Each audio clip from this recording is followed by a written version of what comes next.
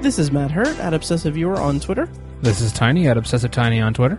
And this is Mike White. You can find me at I am Mike White on Twitter. And this is ObsessiveViewer.com's The Obsessive Viewer Podcast.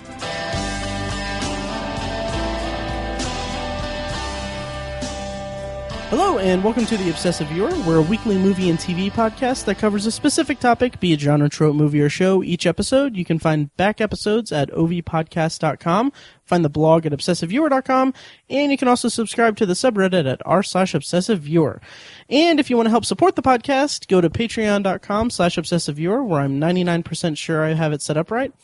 And, or you can simply leave us a rating and a review on iTunes. It seriously helps us out a ton and gets the podcast higher in the rankings and everything. So if you haven't done it yet, please do.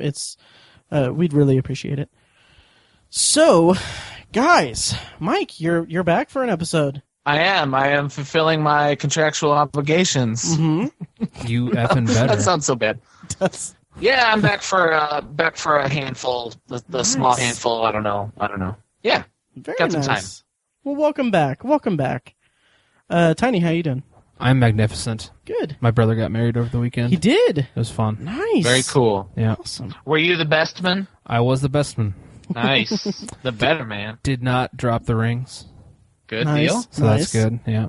Didn't pawn him or anything either. Oh, see, that's Thought about it. I would have done it. I would have. The underlying thing of that comment was, I need money. Don't we all? Yeah. So anyway, today on the podcast, today on the 166th episode of the podcast, we are doing something a little bit different. We're not going to do like a big news segment like we've been doing, and we're most likely going to skip potpourri. What we're doing is what we're calling the Summer Box Office Challenge. I mentioned it last week. It's basically blatantly ripped off of Slash Filmcast, which they do the last 2 years. They've been doing a box office or a summer movie wager where they guess the top 10 box office results at the end of summer, at the beginning of summer. So, members of that podcast have been doing it for a long time ago. It dates back to the Totally Rad show a decade ago. And wow. Yeah. Oh, yeah. That's awesome. Oh, yeah. So nice. And it's really interesting. So I figured we would crib that from them, and I kind of wanted to put our own kind of unique spin on it. So, well, for starters, it's obsessive, right? And it's called the Box Office Challenge, not a movie wager. Yeah. Totally different. Yeah. So, and I wanted to. I'm just. There's really no way to say this. Like, I can't just throw this out there without prefacing it. But are you guys ready to hear a good joke? Oh, sure. Yes. Okay. It's fitting that we have this podcast where we've named a segment Potpourri, and now we're having a summer BO challenge.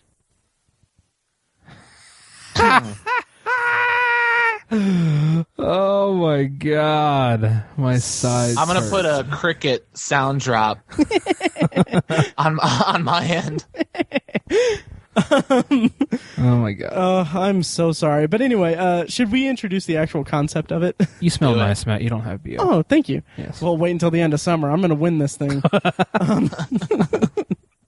No, but the actual concept is we have each taken a list of all the like wide release movies that are coming out over the summer, and we have placed the 10 that we think are going to be the most profitable or the highest grossing domestically at the end of summer, and we've put them in a list that is going to be our guesses for the top 10 box office results at the end of summer. These movies are from the first week in May, so this weekend, and between now and Labor Day weekend. Okay. So those are the parameters, and to kind of put our own unique spin on it, we're making a list of the top 10 movies, and then each one we've set our best estimation of what the domestic box office results will be for it. So how much it will earn over its domestic run over the summer. Which is the toughest part. Yeah. Oh, yeah. Absolutely. I really have a feeling that I'm going to look like an idiot even reading this off, because I don't know if I overestimated or underestimated. So we've got all this set up, and Okay, so we're going to do that. And then we also have some bonus criteria, like 4 bonus questions that will also factor into the point system. So the point system actually is we get 2 points if you guess a movie's gross within $10 million without going over, and 1 point per correct movie placement on the list. So if I get number 5, if my number 5 movie comes in at number 5, I get an extra point there. And also, if you guess the correct number 1 movie, you get an additional 3 points. And if you guess the correct number 10 movie, you get an additional 2 points. So, like, say my first pick, my number 1 movie of the year, of the summer, is Bad Moms. And say that, say it does... I like my odds here. Right? Say it does Avatar numbers and gets number 1 at the box office. Yeah, so as since, it should. Right. So, since I've picked it, I would get an additional 3 points to my score. Okay. Yeah. Gotcha. And then the bonus questions are worth, what, $3 or 3 points apiece, I would say. Okay. This episode's show notes will actually have a full rundown of the entire thing, which you can find at obsessiveviewer.com/OV166 or in your podcast app when you're listening to this. So, yeah, so are we good with this, guys? Let's do it. Let's do it. Sweet. Okay, so... We sounded like the Power Rangers right there, Tiny. Let's do it! At the same time. Oh. Ha! Tyrannosaurus. I don't know. So the way that we're going to be doing this is each one of us, we're going to basically run down our 6 through 10 I'm sorry, we're going to run through our top 5 individually, and then after we do that, we'll do our 6 through 10 and then our bonus questions. Yeah, so first of all, before we actually get started into the meat of it and everything, how do you guys feel about this summer going into it? When I've looked at my completed list and I kind of looked at years prior to compare, I think it's going to be a low-grossing summer. I was going to say the same thing. There's no Jurassic Park. There's no $600 million movie. And I'm sorry if I'm jumping the gun here on our game, but there is no big one unless we're totally sideswiped by a movie. And it's funny you mentioned Jurassic Park because there is a Jurassic Park on this list. There's Independence Day Resurgence, but yeah, I guess that's true. Yeah, but there's no way. I don't think it'll have. We'll get into the actual discussion of it, but you're right. I don't like even going into last summer. I kind of thought like, yeah, Jurassic World could be pretty good, and it could actually be pretty awesome. I had no idea it was going to make as much money as it did. Yeah, but I went in with the expectation that it would be a big hit. Right. Tiny, what do you think of the summer? I agree with Mike. I think it's going to be a down year. I don't think any of these are going to hit 600 million. There's no Star Wars either, you know. Yeah. So yeah, I think overall it'll be less, but doesn't mean there's nothing good here. I think there's a lot of good stuff. It's just, you know, I think they have niche markets, if you will. Mm-hmm. It like appeals to a specific market, and it's not going to, you know, bring everyone out. I don't think any of these are going to bring out a wide array of people, I guess. Right. I don't know. Here's a question. Maybe I'm jumping the gun. Mm-hmm. Is Star Wars going to be the highest grossing movie of the year? I actually think we had this exact same conversation last year. Did we? We did, but that's a really good question. We did, but now the question is, you know, a movie that came out December 18th, mm-hmm. And we're kind of looking, we'll talk about our list. Maybe let's save that for the end. Okay, yeah. Right? Okay. Yeah. Which I get, listeners, if you're confused, we're only talking about summer movies, and we're talking about the summer gross. Between the beginning of summer and Labor Day. Right. Exactly. And you can play along with us and everything. If you have a list too, email us and let us know what it is so that we can know how stupid we look after we do ours. So let's go ahead and get into our lists. Mike, why don't you go ahead and start us off, or would you rather go third? I'd actually rather not, just because I want to hear you guys' money. Okay. I'm sorry, and I know that's kind of cheating, but I think mine are. No. I guessed for the year, mm-hmm. and I was kind of gonna bank on what you guys thought. Okay, Sorry. that's fine. Tiny, do you want me to go first? Sure. Okay, to kind of set us up here. Set the tone. Please do, dear leader. All right. So my 1 through 5. I'm gonna start with number 1. I think the number 1 movie at the box office is gonna be Finding Dory, Okay. with my guesstimation for its domestic box office growth throughout the summer is gonna be a cool $380 million. Okay. $380 million. And kind of my reasoning for that is I kind of went through box office results for the summer of the years that past Pixar movies came out.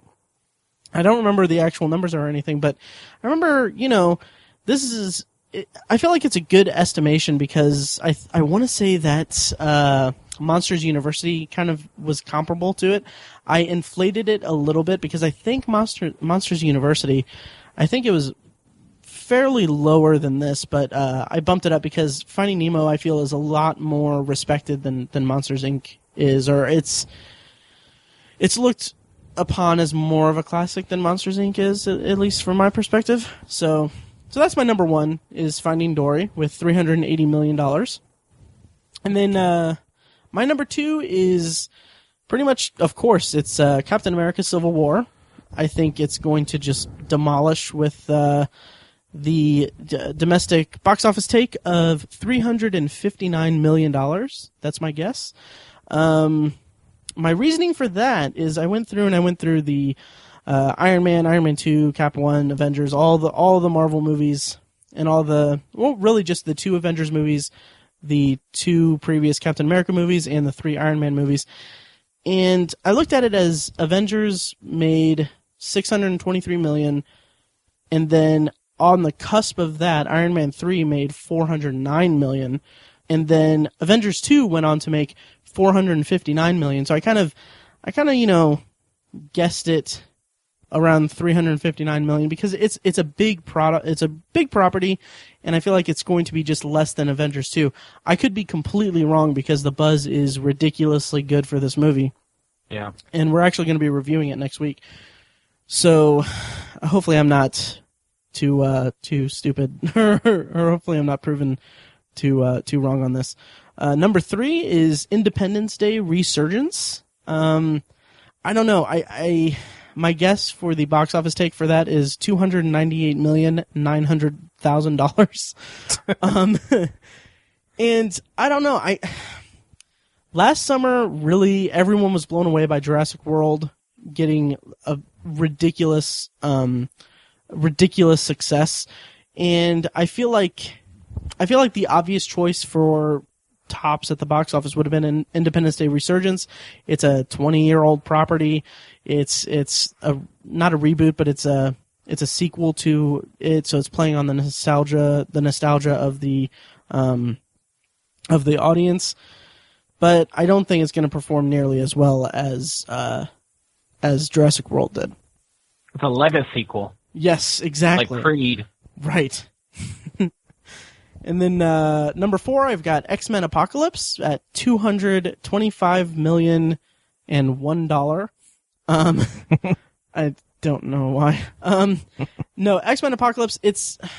This franchise is so interesting because the first X-Men. Okay, so the three Bryan Singer X-Men movies grossed over their respective summers. The first X-Men was $157 million, X2 was $214 million, and then Days of Future Past was only $233 million. But that $233 million was just about $100 million more than the last 3 X-Men movies.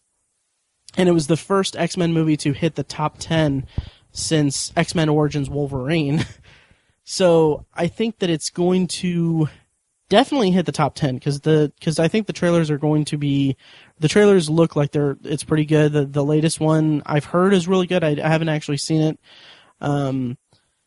So I think it's going to hit number 4, and I think it's going to get there at $225,001. Finally, number 5 is this is the one I'm not too sure about. It's Suicide Squad. It's coming out late in the summer, kind of early August, so I don't know if it'll have the time, it would have to gain traction out of the gate in order to break the top 10 in the way that I want it to, according to this list. But also, people are coming off of Batman v Superman, which yes made a ton of money, but I mean the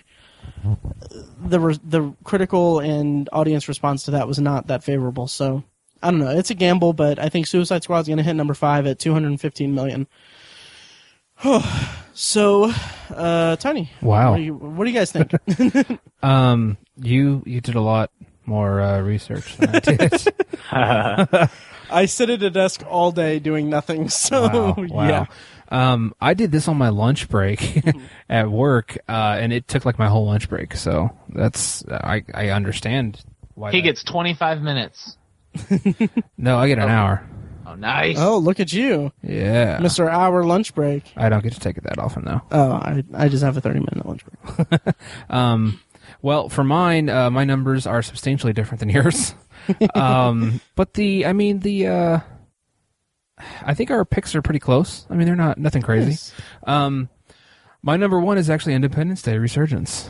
Wow. I know. Interesting. I think it's gonna. Wow. I think it's gonna pick up on that nostalgia thread that that Jurassic Park picked up on and found so successful. I'm putting it at $450 million. Interesting. Yeah. See, I was much like Independence Day, or much like Jurassic World didn't need Laura Dern. Independence Day doesn't need Will Smith. Yeah. I mean, I think that was such a. I don't know if that was a decision or if it was like a mistake, or I mean, I don't know what happened there, but I think they should have shelled out the extra $50 million or however much Will Smith would have wanted for that movie. Yep. Because it would have made it back, for sure. It would have. Probably triple-fold or whatever. Oh, yeah. And that's it's funny, when you said how much you expected it to make, like when I was making my list, I was like, am I lowballing everything? So I'm kind of curious how it's going to shake out. See, and I have the feeling that I'm overpricing everything, if you will.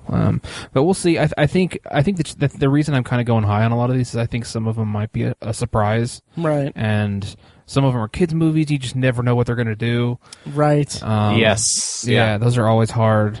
But I'm pretty confident in Independence Day to be the number 1. It's got like 9 weeks to do it because it comes out last week of June. Right. So it's got a while. It's got some time. So I think it can do it. I think it can. So that's my number 1. Number 2 is Captain America: Civil War Part 1. Part 1. Isn't it Civil War? I thought there's going to be 2 Civil Wars. No. Well, I mean, it is Part 1, but there's now an intended Part 2. Right. Well, crap. Mike, that sounded like such a condescending thing. I'm sorry, Tiny. It really did. I know. I'm sorry. I love you, Tiny. My feelings are hurt a little. I didn't mean for that's just my voice. That's just my sound. I'm kidding. I just It's Infinity War Part 1. That's what I'm thinking of. So Captain America: Civil War. I'm putting it in at $395 million. Again, high. Interesting. I think that's high. There's a good chance it won't hit that number. Mm-hmm. But I'm going high because I think one of these is going to surprise us. Yes. And if I don't get the placement right in my top 10, I want the number amount to be right. So that's kind of how I'm playing it. That's funny. If it breaks. Let me say that I don't think your numbers are too high. Okay. Or at least compared to mine.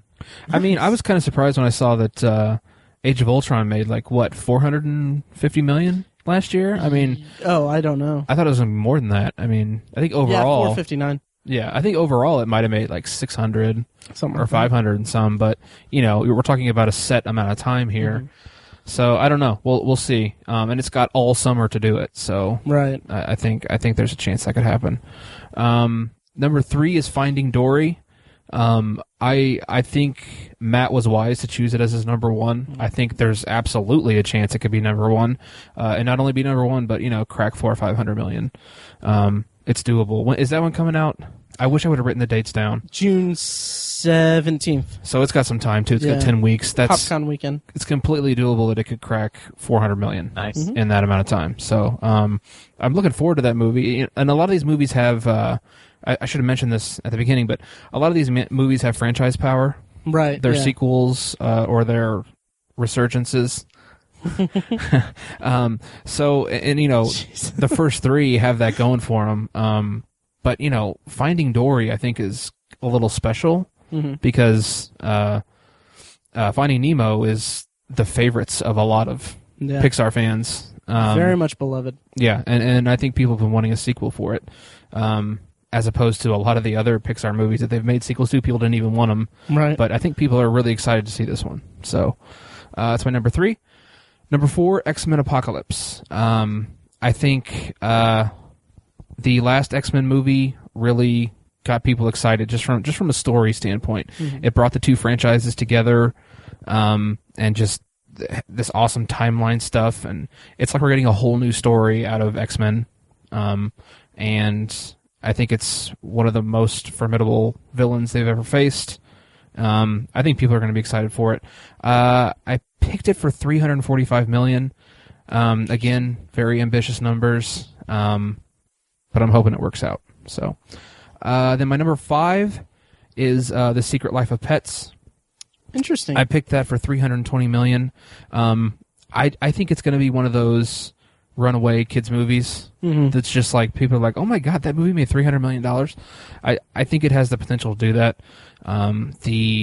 You have animated, you have PG or G rating, and it's about pets. Right. So people are going to go nuts for it. I think it'll pull in rake in a ton of money. So my number 5. Nice. Good numbers. Yeah. Thank you. I like it. I like it a lot. So is that me then? Yeah. It's all you, buddy. What do you got for us? Okay. So my number 1 and number 2 are interesting, and I think they could really shake out either way. But I will say the reason I picked number 1 over number 2. Why did I do that? Well, okay. The dollar amount that I give the movies, I think will be wider by the end of the year. So my number 1 is Finding Dory. Nice. At $410 million.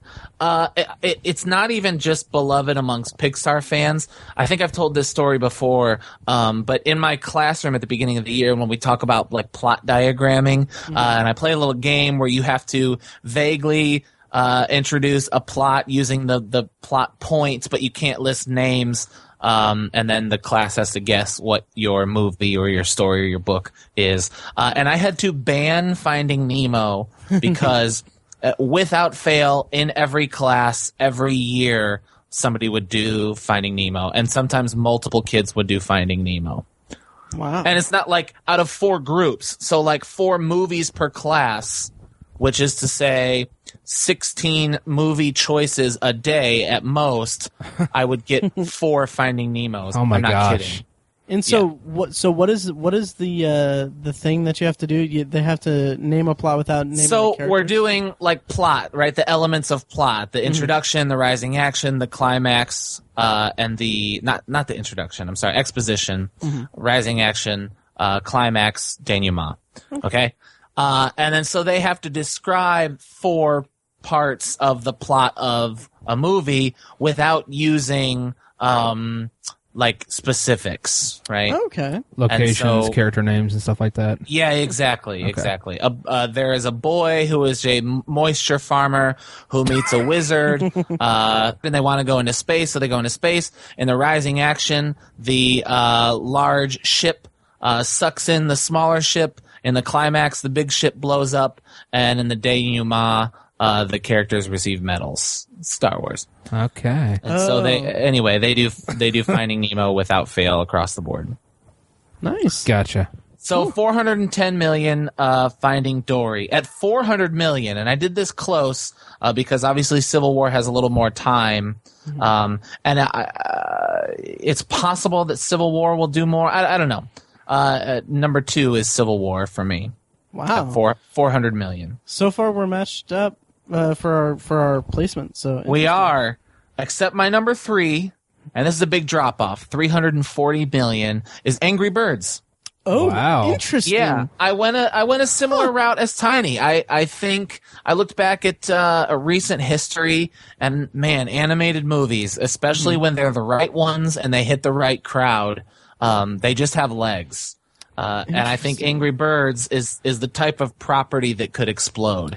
See, with that, like, I didn't put that on my list at all. I actually went through all of the movies in our list, and I kind of gave an estimate on the amount that they'd make. Yeah. And Angry Birds actually came out like just under the gun. Actually, I probably should have included it in the top 10, but that's neither here nor there. But Yeah. but I guessed it at like 178 million. But my whole thing with that is that I don't think that Angry Birds, the game, is in the cultural consciousness enough. No, not as much, but it still is, and boy, it used to be. Right? Yeah. Oh yeah. I don't know. I That's think interesting. kids care. I think kids will want to see it. I could be way off. That's my. It's one of maybe 2. I think bold picks. Mm-hmm. So moving on at 300 million, I've got X-Men. Another match for me. What's that? That's my number 4 as well. Interesting. Oh, okay.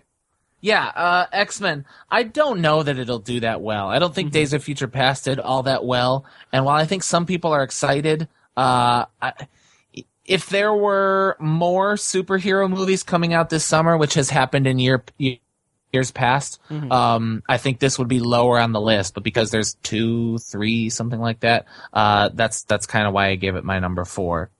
And for kind of some of the same reasons you guys have already said, my number 5 is Independence Day. Okay. Did you say how much you want X-Men to make? X-Men is 300 million. Okay. Independence Day is 260 million. Okay. All right. Interesting. Quick question for you guys: do you think that Deadpool's performance is going to make people want to see X-Men Apocalypse more? Because Deadpool was freaking a monster. I actually had it listed. It made $361 million. Gosh. No, I don't think so. Really? I don't think the people that understand the connection between those movies are not the reason that movies make millions, hundreds of millions of dollars. Very true. Okay, sure. Right? It's kids and moms and dads, and they don't know that Deadpool and X-Men is the same thing. Okay. I mean, they know that it's Right. Marvel. They know it's in the same universe, but they don't know that it's a Fox property. They don't care. Agreed. Right. So yeah, number 5, Independence Day. I like I said, I don't know that it's a weak in terms of quality, but in terms of like box office explosion movies, I think it's kind of a weak summer. So Yeah. Independence Day, just as kind of one of the few huge action movies, huge properties, you kind of have to give it number 5. Okay, I can understand that. Where would you guys have put Jurassic World in the list if we had done this last year? Oh gosh, honestly, maybe 9 or 10, maybe. I would have put it in the bottom 5. Really? 7 to 10, somewhere in there. I think. Well, I guess I would have anticipated the Chris Pratt factor, I suppose. But man, Jurassic Park 3 sucks. Yeah. Yes. And made nothing, and people know that. And I just I guessed that it would be. People were like, another Jurassic Park. I don't know. I was surprised. Interesting. Yeah, I probably would have put it at number 5, just because I just thought that it would have been. I think the Chris Pratt factor also factored into my thinking of it, because I wasn't as blown away by its success. I mean, I was blown away by its success, but I wasn't as blown away as everyone else seemed to have been. But that's neither here nor there. That's last year. Okay, so We're rhyming now. yeah. Oh, you've been away for a long time, Mike. Podcast took a weird turn without me. I'm just kidding, though. Psych, because I said Mike earlier. Anyway, that was too much time. Wow. Ouch. So, Ouch. so why don't we go ahead and go through my 6 through 10? Does that sound good? Do it. Do it. Okay, so my 6 through 10 begin as follows.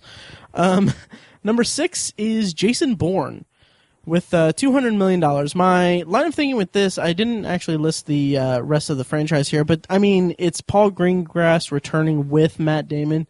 And and the trailers look cool. It looks like it's going to be a different style. I mean, it looks darker and it looks. I mean, when I think of the rest of the movies, the rest of the Jason Bourne movies, I kind of equate it with like vibrant action sequences in daylight kind of thing. I don't really see this nighttime thing, and I something about at least the first trailer was just it's very dark and very secretive, I guess, and I think that it'll be a nice return to form, hopefully, and hopefully the box office reflects it. I have it listed as $200 million. Okay. Number 7, this I'm a little shaky on, and this is kind of the interesting thing about this bottom half is we don't really know. Like this is where it gets kind of tricky because this is the interesting part, I think, and and we kind of talked about. I think that's why we started with 1 through 5. They're the same. This part will get fun. Oh yeah, and because my line of thinking with these was that. I've been kind of lowballing the numbers for each movie in this list, but these lower ones, it's kind of weird because when you get low enough, you kind of have to think about, okay, well, how much is the box office going to be for these lower ones, and how much are they going to, how low do they need to be, considering that they didn't make a higher on the list? I don't know. Yeah. So anyway, my number 7 is Teenage Mutant Ninja Turtles: Out of the Shadows, with a box office take of $197 million, which honestly I don't know if that's anticipating or if that's bigger or lower than than it will end up being. The Rotten Tomatoes score for the first one is not that favorable. Oh, okay. And to say the least. Yeah. Yeah, and I enjoyed myself when I saw it in the theater. I thought it was kind of fun, but I know a lot of people weren't really that crazy about it, and I haven't actually seen much in terms of trailers, except for the first one. And I mean, it looked okay, but I don't know. I think that it will surprise us and at least make number 7 at 197 million. And then number 8 is The Secret Life of Pets. And I wanted to put this on here because I'm excited for it because I love this style of animation where it's like it's a secret look at anthropomorphizing something or some things. That's the same word. It's anthropomorphizing something in everyday life that wouldn't ordinarily have human characteristics. And I mean, The Secret Life of Pets, it's the title alone, I think will draw a crowd. I have a feeling that it might, I think, Tiny, did you have it in your top 5? Yeah, it's my number 5. Yeah, I think you might be more along the lines of what it's going to be than I am because I have it listed at $195,001. And I was listening to a podcast today, and they were talking about the prospective box office take for The Secret Life of Pets, and they mentioned that Zootopia kind of maybe primed audiences for it, so that could be kind of a big factor of it. Mm-hmm. And, I mean, any kid who has a puppy or a cat or any kind of pet, they're going to see it and be like, oh, I wonder what little Jones does during the day. Hell, I think about that with pizza. Was that an Alien reference? It was. Nice. It was. I like it. Nice. I'm so glad you picked up on that.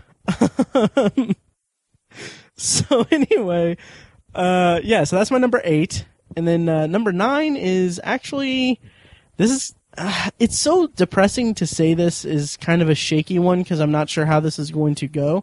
But my number 9 is Star Trek Beyond. Yeah. Yeah, and I'm kind of depressing because it's so low on your list. Yeah, exactly. Because okay, so this year is the 50th anniversary of the original Star Trek series, And so it's a monumental year for this franchise and for this brand. And we got the first teaser with Star Wars The Force Awakens in December. And like immediately after that teaser, we Simon Pegg, who co-wrote the script and of course is in the movie, he came out and said, "No, that's not what the movie's going to be like. It's not like that." Since that time, we haven't seen anything. Nothing. Nothing. And it's May now, and I don't know. I that makes me so nervous. And I guess they were at CinemaCon, which is like a showcase for theater exhibitors and theater owners and stuff like that. Okay. Mm-hmm. They were at CinemaCon, and Simon Pegg was even there, and they didn't say anything about Star Trek at all. And that's alarming. I don't know. And they also just recently went in to do reshoots on it, like fairly recently, like when this late in production, and they actually added a character to it. Oh wow! In those reshoots. So, I mean, that just makes me really on edge and makes me think that it could be a disaster. Yeah. Yeah. And so having said that, I don't know if I'm more nervous that it made my list at all and is going to wreck this game, or that I have overhyped the amount that it's going to make. I have it listed at $145 million. Okay. So I don't know, but it has me nervous. I'm very very curious how that's going to shake out with that. And finally, my number 10. This was kind of tricky, but my number 10 is The Conjuring 2. At $100 million. And I feel like wow. Yeah. Wow. Okay. Do you say that because it's low or high? No, I don't think it'll be in the top 10. Okay, interesting. Yeah, I think that's high. Yeah, I don't know. My reasoning for that is I don't know. I know that a lot of people love the original, and I really enjoy it too. And the trailers don't really look that appealing to me, really, but it has the fan backing of the original that I think that people will show up to see it. In terms of horror this summer, we've got a couple movies here. I think that movie, The Darkness, with is it Kevin Bacon? Mm-hmm. I believe in a thing called love. Wow. That was great. Nice. Oh my god.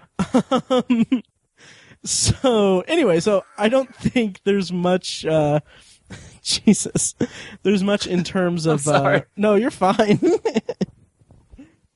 But I don't think there's much in terms of horror. There's The Shallows, which no one has any. Okay, good.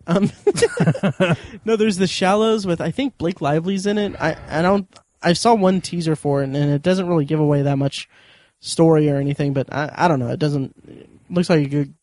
I don't think it'll be any difference for that. Also, The Purge election year is coming out, but I think those.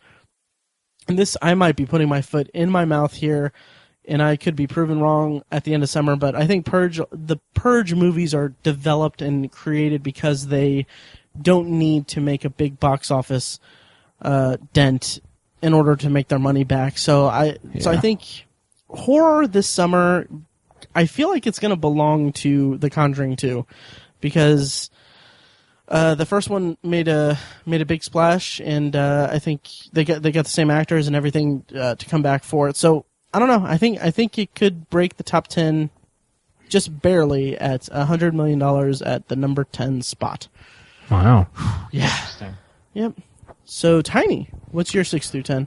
My 6 through 10. The numbers are very hard on this. If you look at last year, 5 and below, 5th place and below, were all under 200 million. So, wow. I mean, your numbers, you really have to look at your numbers, and I mean, you could have a number 10 that doesn't even crack 100 million. Mm-hmm. It's just, or it could be 200 million. You never know. It's just hard to, the numbers get really hard on this one. So, my numbers are way off of last year. For number 6, I put Suicide Squad. Okay. I feel like there was just very waning enthusiasm for this when it was announced, but I think it's built a lot. I think at least the most recent trailer with the Queen song playing over it.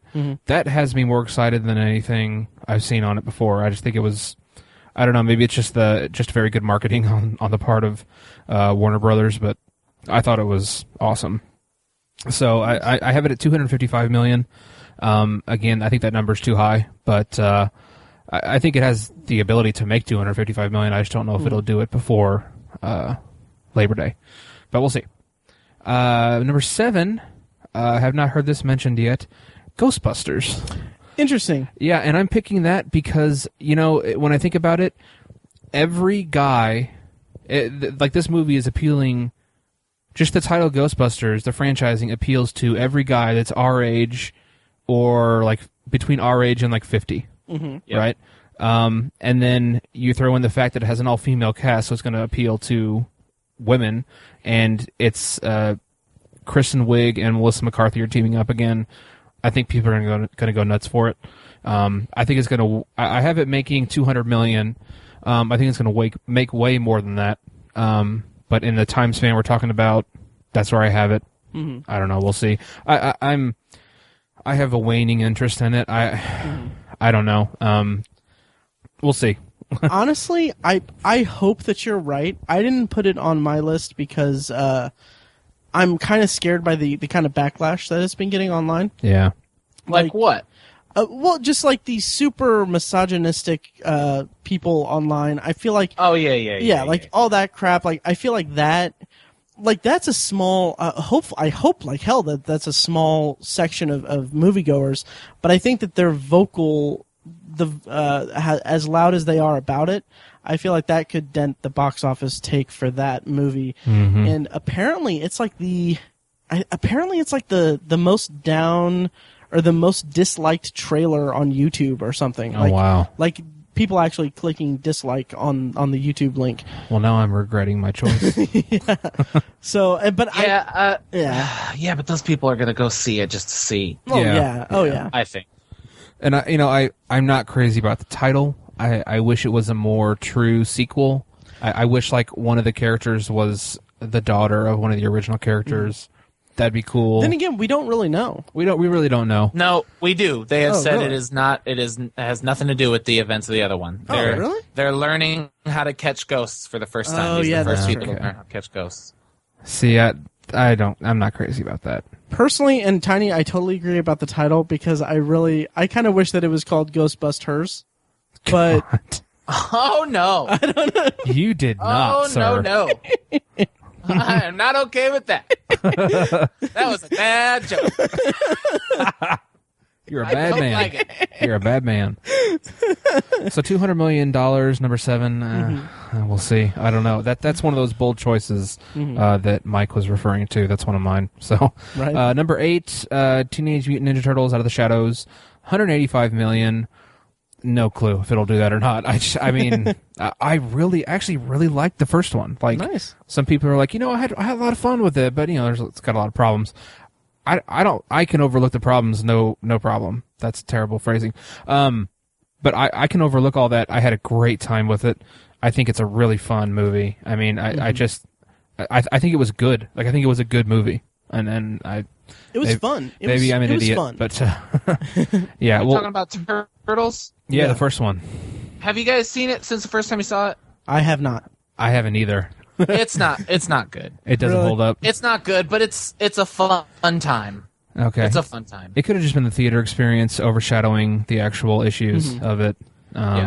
So maybe I should have seen it again before I made that pick, but I still think it'll make money. What is the William Fichtner line? I guess April comes early this year. Something like that. Yeah. We laughed uncontrollably about that. Yes. If that kind of humor is in this movie, I hope that it makes all the monies. Yes.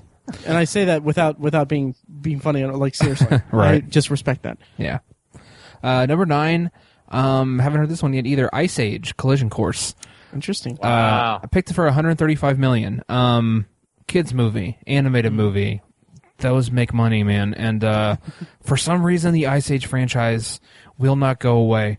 I think this is the 4th or 5th. I think it's the 5th. 5th? I want to say Gosh. 5th or 6th. It could be. But I saw the first one, like back when we were in high school. I was like, yes, I like the Pixar movies, I like animated movies. Let's see what it does. It was just horrendous. I thought it was just terrible. Just really, really, really bad. Phoned-in voice acting, which is kind of a funny phrase, but I mean, just like they weren't even trying for a lot of it. I was very disappointed with the first movie. Never saw any of the other ones. But I followed the franchise because I'm just like, why do they keep making these? Because they make money. And, you know, they've all made hundreds of millions of dollars, and I don't get it because they're terrible. So 135 million. I did lowball the number, 135 million, number 9. Mm-hmm.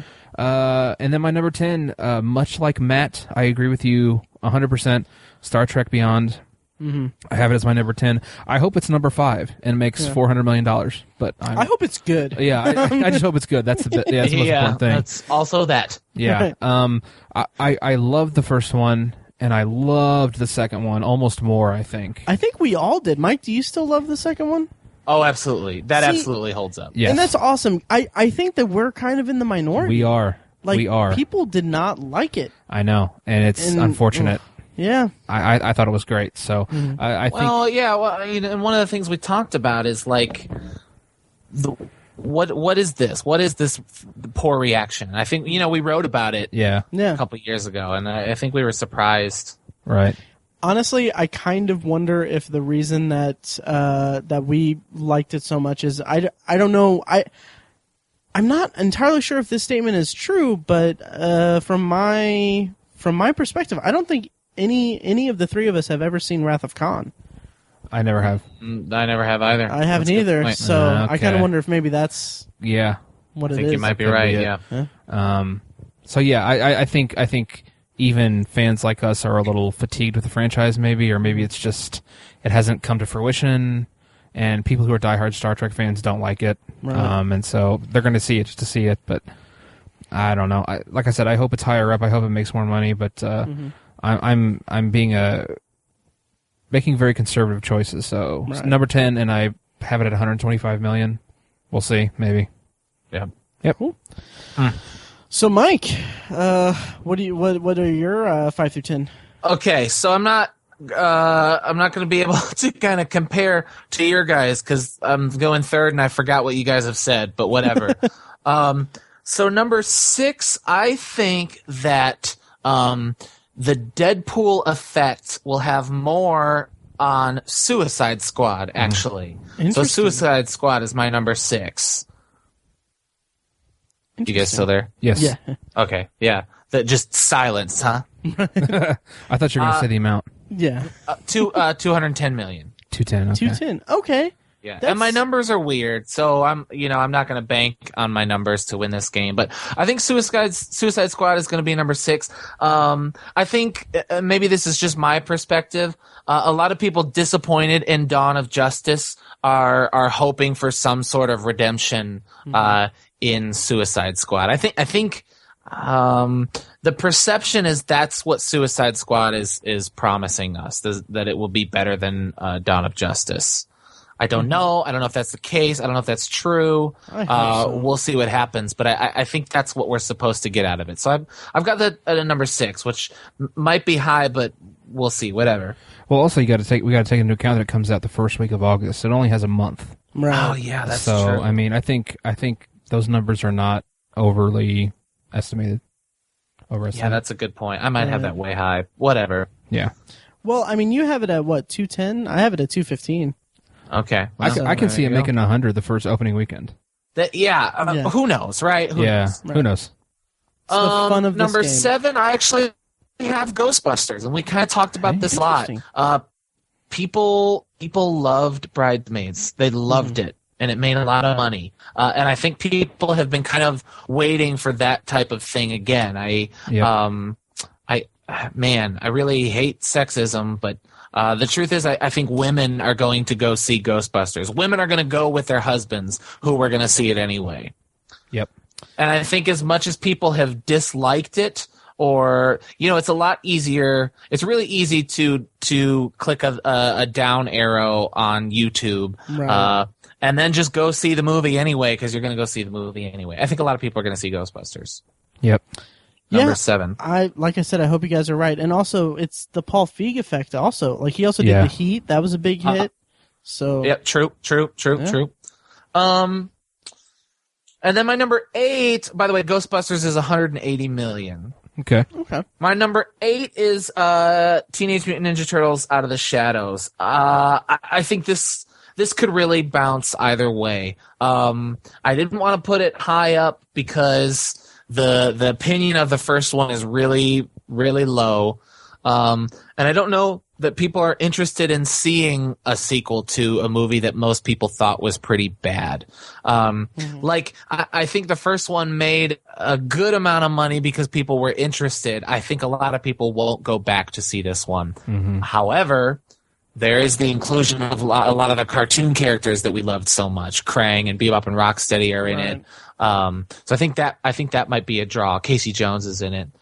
So we'll see. TMNT at 160 million. Okay.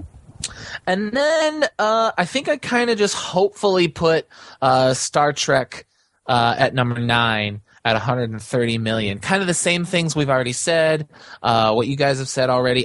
This could make no money because I think the word of mouth is really low on it. There's not a whole lot to be said. And I think the fact that we're not seeing a lot makes me think maybe the studio is not so impressed with it. Right. I think we will feel the J.J. Abrams factor is missing from the movie. I think we feel it now.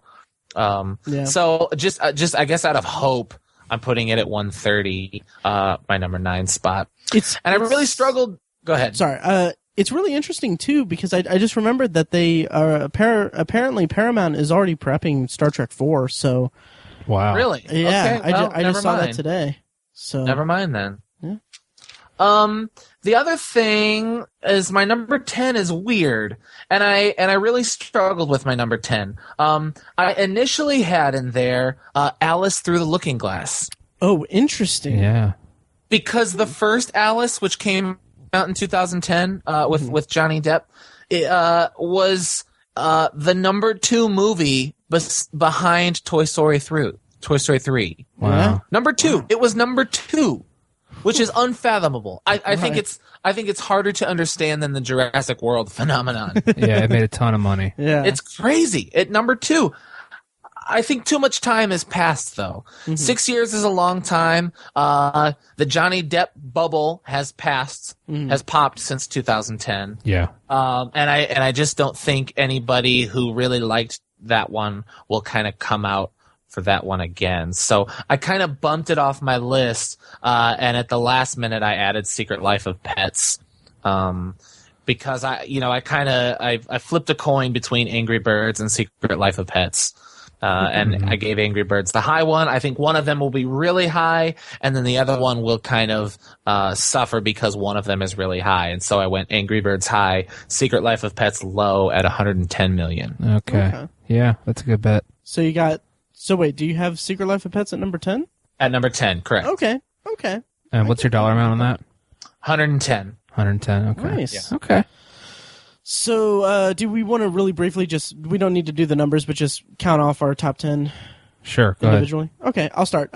Number 1 through 10, I have Finding Dory, Captain America Civil War, Independence Day Resurgence, X-Men Apocalypse, Suicide Squad, Jason Bourne, Teenage Mutant Ninja Turtles Out of the Shadows, The Secret Life of Pets, Star Trek Beyond, and at number 10, I have The Conjuring 2. Neither one of you guys had Jason Bourne on your list, did you? No, and I think I might be wrong. Interesting. We'll see. I'm going to say no, and that's on purpose. Okay. All right. Yeah, I think that moment has passed as well. Mm-hmm. Okay. My number 1, Independence Day, Captain America at 2, Finding Dory at 3, X-Men at 4, 5, The Secret Life of Pets, 6, Suicide Squad, 7, Ghostbusters, 8, Ninja Turtles, 9, Ice Age, and 10, Star Trek.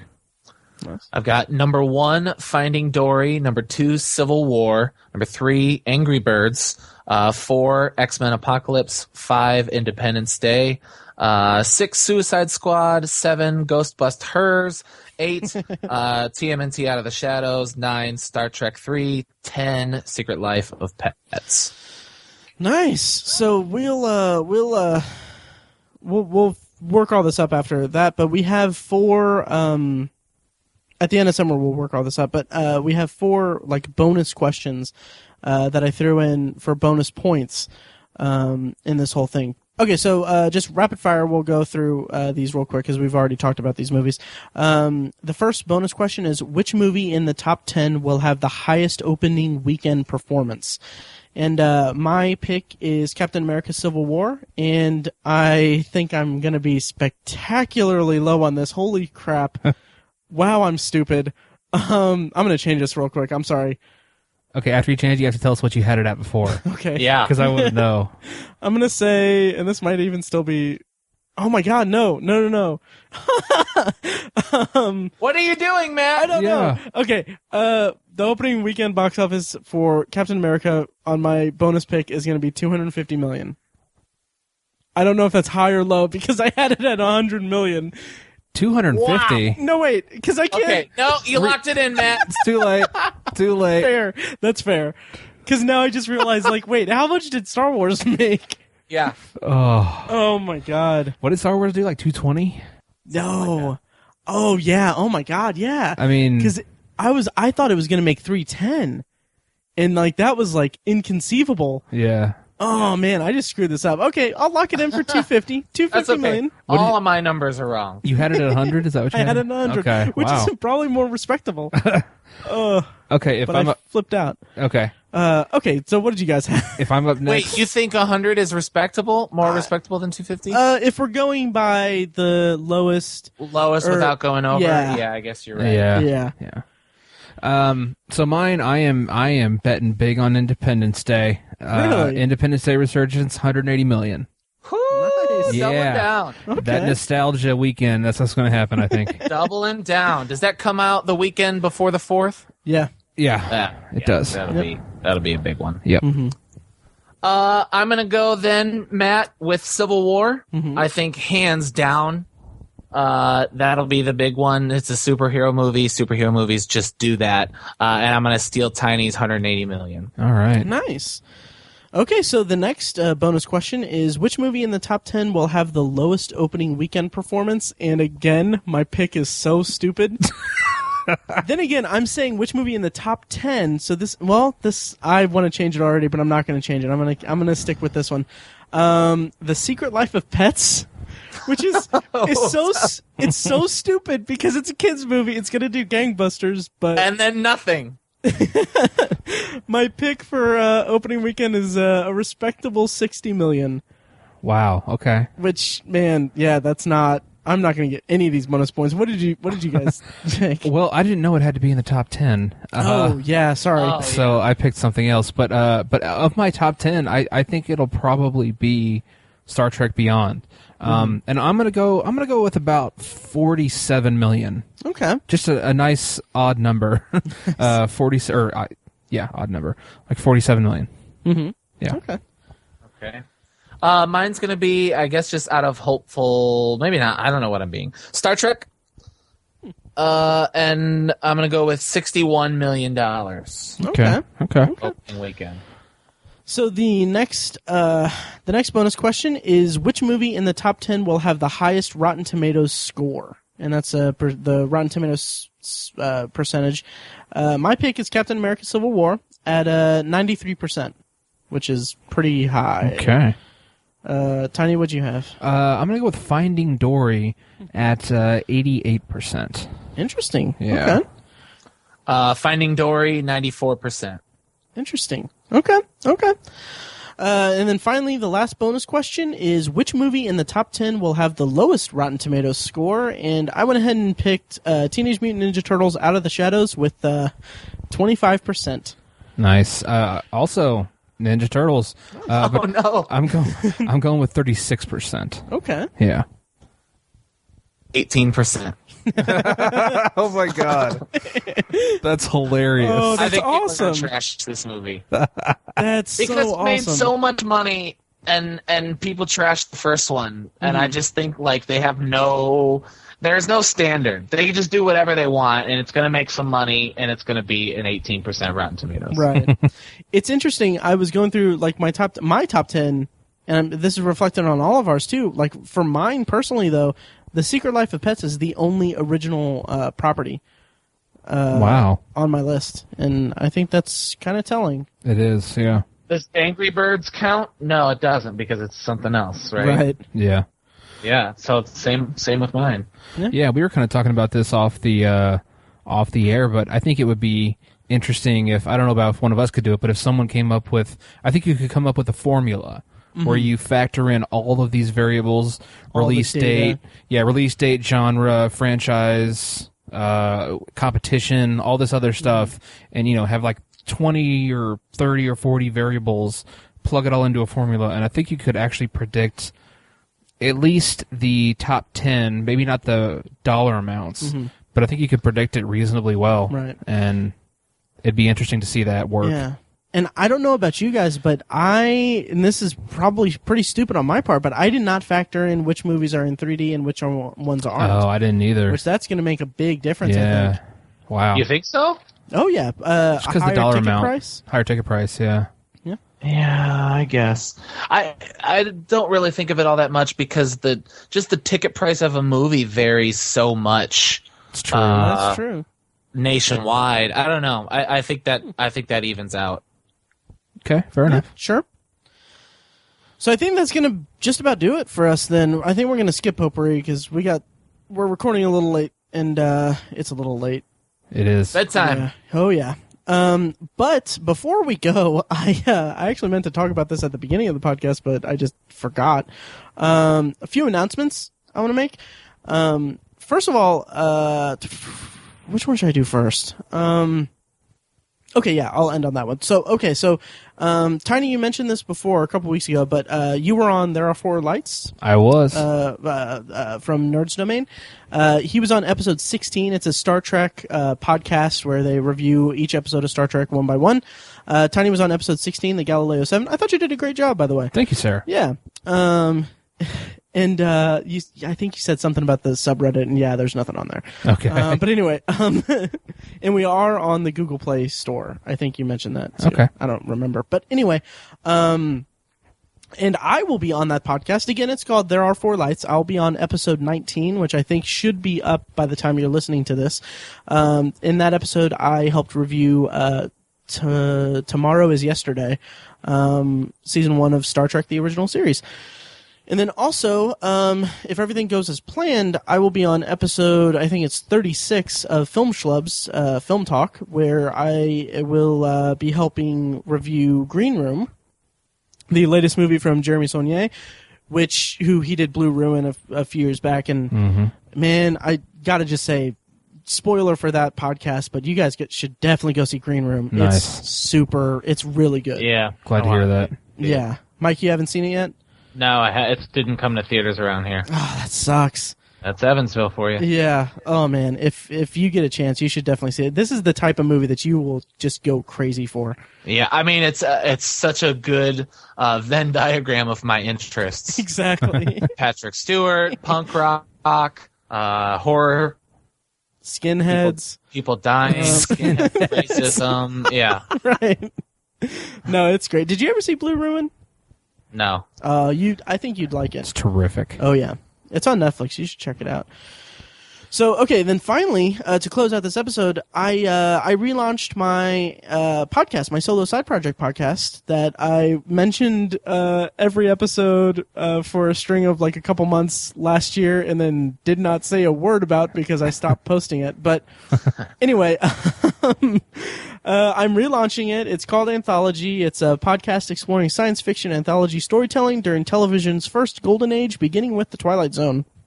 And like I said, I relaunched it. You can find it at anthologypod.com. It's on all the other, it's on iTunes and all the other podcatchers and podcast platforms and all that. And I've also kind of restructured it to where I used to review 2 episodes of The Twilight Zone each week, but now I'm doing 1 episode of The Twilight Zone and then a supplemental review of something related to that episode of The Twilight Zone. So, for instance, in the latest episode, episode 6, I reviewed an episode of The Twilight Zone and then the movie The Incredible Shrinking Man from 1957 that was written by Richard Matheson, whose short story was the inspiration for the Twilight Zone episode that I reviewed, which was titled And When the Sky Was Opened. Cool. So again, that's at anthologypod.com. I'm really looking forward to really digging deep into that again and not having a prolonged hiatus again. Yeah. Well, and here it is May. I think we can announce this officially for the first time. We're pregnant. No, we got PopCon in like 7 weeks. We do. 6-7 weeks. Yeah. Yes. Yeah. That's exciting. It's going to be fun. Yeah. It's the weekend of June 17th to the 19th, 17th. The weekend of June 17th. Right. Yeah, it's going to be fun. It's going to be fun. We're going to have another booth, and we're going to have recording equipment at the booth to record the people at the convention. Totes.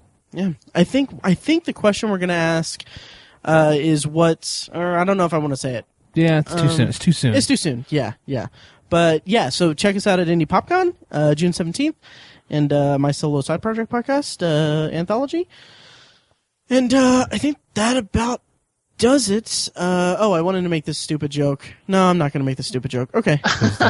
Yeah. Anyway, I think this about does it. So thank you for listening. And also, if you want to play along at home with our summer box office challenge, our summer BO challenge, stop showering and please let us know. I'm just, it's late, guys. It's so late. It is. It's almost my bedtime. That was unusual. It was. No, send in your picks if you want to participate in this. Yeah, and that's about it. Next week we're doing Captain America: Civil War. Yes, sir. Yes. Yep. And I will be back for that.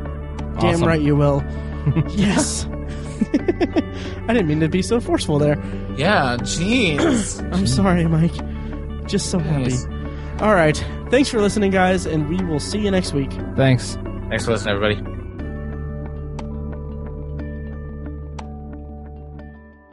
Yeah, that's true. That's true. I didn't want to kind of burn through the top 10, but we also have the. You guys did put the money down, right? I did. The what? How much? How much money? Yeah. Yes, I did. Right. Me too. Yeah. And you guys both have the $100 buy-in. Hilarious. Boy. One of these days, that's not going to be About that. One of these days, I'm going to be taken seriously. Damn it! Oh, well, that's not today. Right. Today is not that thing. Thank you for listening to The Obsessive Viewer, presented by ObsessiveViewer.com. You can find more of our episodes at ovpodcast.com, and you can subscribe to the show on iTunes, Stitcher, or your preferred podcast app. The Obsessive Viewer's theme song is An Eclipse of Events and is provided by Loudlike from their EP Mistakes We Must Make. You can find that and more great music from them on iTunes and like their Facebook page at facebook.com/loudlikemusic. Any and all feedback on the podcast is encouraged. You can email the hosts individually at Matt, Tiny, or Mike at obsessiveviewer.com, or send an email to the podcast in general at podcast@obsessiveviewer.com. Check out the Obsessive Viewer blog at obsessiveviewer.com, where we post movie and TV reviews and the occasional editorial about the business of entertainment.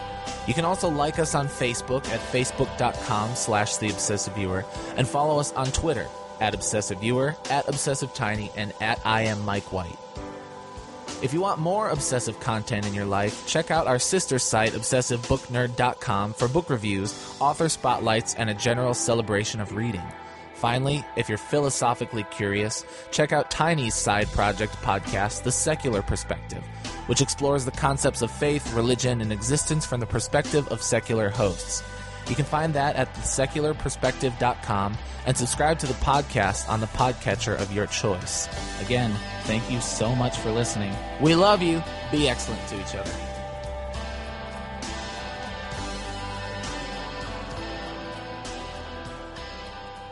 Matt Damon.